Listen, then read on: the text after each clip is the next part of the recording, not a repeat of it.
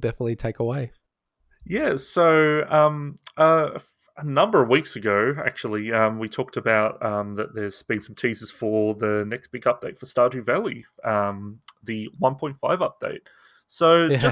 just another small bit of news that it'll introduce split screen co-op, which is fantastic. I've never got a chance to try co-op in on the non-split screen version, but it's I think this is such a great move, and apparently the PC version will allow it up to four.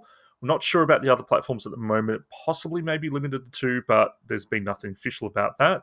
It may just be some just musings from outlets about that, but it's yeah. So ConcernedApe, the developer that works on it, great guy, has been working, he's teasing images. There's a cool video out there of him playing the one of the songs from the game on guitar. Really talented dude, obviously, and he's actually apparently working on a couple of other projects at the same time, Mm. which it be interesting. I mean, I don't know how like I've never been involved in game development, but I can just imagine that it's such a huge undertaking, and to also be working on stuff simultaneously, and man, like I don't know how he does it. It's just crazy to me. But going back to the split screen co-op, I think this is just absolutely going to be fantastic for couples, because the idea of hey, you can sit there, in the lounge room, have you switch docked in and playing split screen co-op in Stardew is just really really cool. It's the perfect kind of game for it. It's a game that you can easily modify the UI to make it work. I just think this is such a cool introduction. And I mean, I can't remember how old this game is at this point, but the fact that it's still supporting it and these are free updates, these aren't paid updates, is just such a huge credit to Yeah, it was like ConcernedApe. 2016. And I mean, like, it's a very good contrast to everything we've been almost talking about in the whole episode of like stuff happening which is like kind of dodgy on the publisher side, or dodgy business practices, or at least business practices that a lot of people don't agree with. So this game came out like Feb 2016. So it's almost like 5 years now. And it doesn't make me laugh because the guy Eric Barone, like Concerned Ape, is his online handle. His whole story was in Blood, Sweat, and Pixels. Very, very good. And like if you're gonna read one video game book, it's definitely that one. By Jason Schreier, the former Kotaku writer, now with Bloomberg. It's like really fascinating to hear how he developed this game. It was like 8 to 10 years or something, and he was like spending 10 hours every day, like Monday through to Sunday, just like every single day working on it. And it's awesome that it's a smash hit for him. He's literally a millionaire from this game. And the thing that made me laugh the most about it is like he released it, and then I think it was about 2017. He's kind of going like, look, I can't work on this game forever.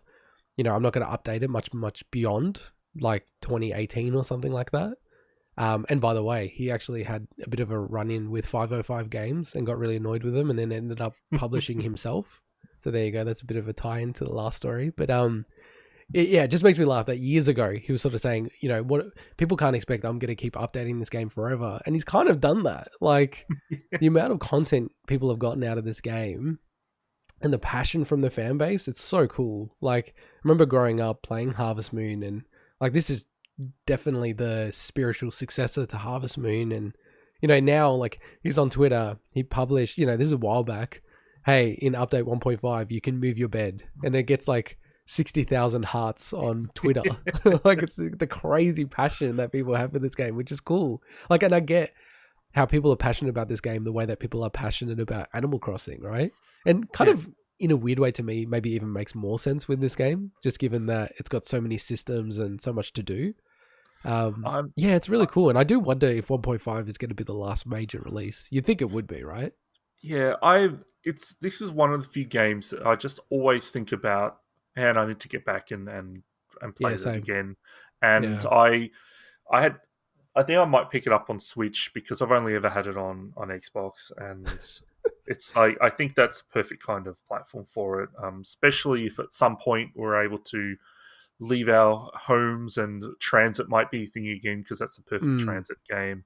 And it's just I haven't played it since those, let's say the first 3 months of being on Xbox, and so any updates that they've released since then would be just new and fresh to me. And it's one of the games that these days that I could just see myself replaying for complete fun. That's not a multiplayer game. Oh yeah, definitely. Yeah. And it's funny that you say about the Switch thing, because I'm debating about I've got it only on Switch, but I'm debating about getting it on PC. So, but yeah, like, and just on the commute thing, because, even though we're not in lockdown in Sydney, as opposed to where you are in Melbourne, you are still in lockdown even after today's announcement.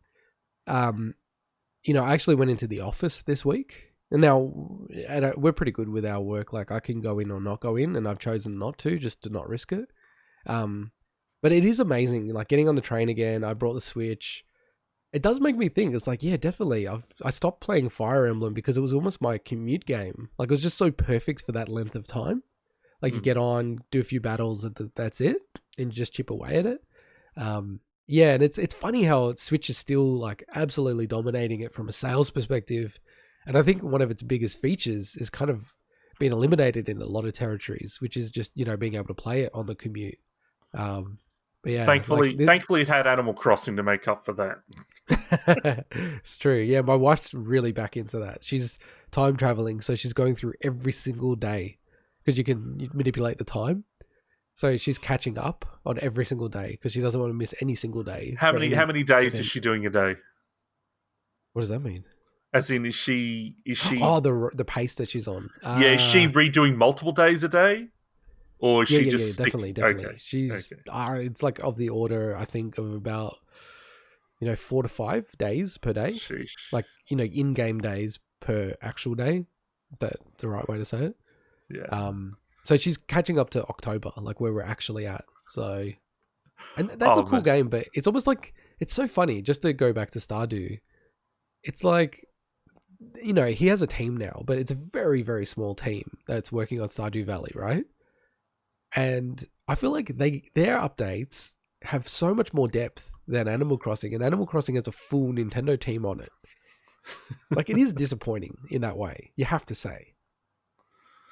Like, there's barely any mechanics in Animal Crossing, which is such a shame. But yeah. That's Animal Crossing.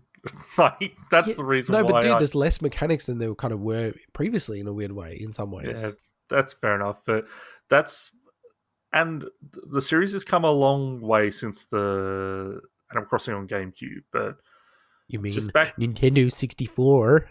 Yes, Nintendo 64 first Animal Crossing. Actually, in Japan, it's Dobutsu no Mori.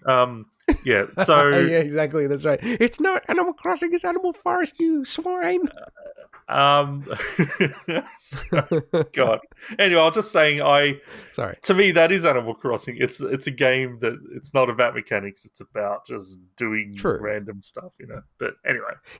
Yeah. Look, the last thing on that one is like, for me, I totally, you're right. It's not a mechanics. I shouldn't have even said mechanics. It's just things to do. It's like, I just wish there was some more things to do from a multiplayer perspective in that game.